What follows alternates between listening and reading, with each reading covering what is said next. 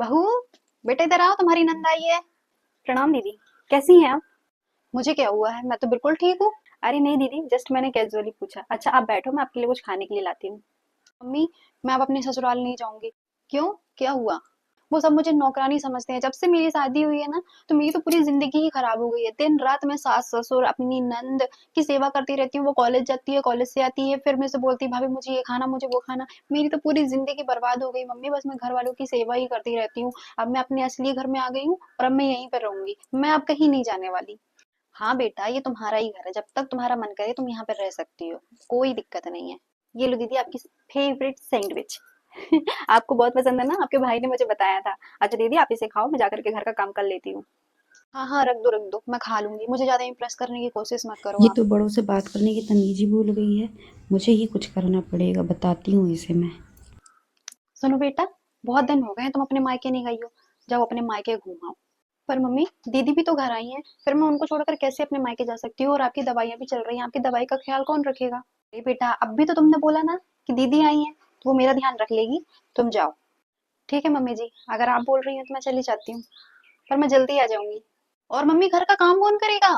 मैं तो काम कर करके परेशान हो गई। सोचा था मायके जाऊंगी तो राज करूंगी, और देखो यहाँ मैं क्या कर रही हूँ।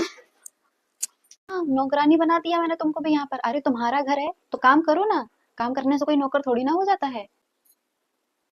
तुमने काम चोरी करके तुम अपने ससुराल से यहाँ चली आई। घर तुम्हारा है, लोग तुम्हारे हैं, काम भी तुम्हारा है। अरे तुम अपने घर में अगर अपने बड़ों की सेवा कर लोगी तो तुम छोटी थोड़ी हो जाओगी। ये क्या बात हुई भला कि घर में काम करना पड़ रहा है तो तुम यहाँ आ गई? तुमने कभी ये सोचा है कि अगर तुम्हारी भाभी भी ऐसे ही करे, मेरे को छोड़ करके चली जाए, घर का कोई काम नहीं करे, तो मेरा क्या होगा?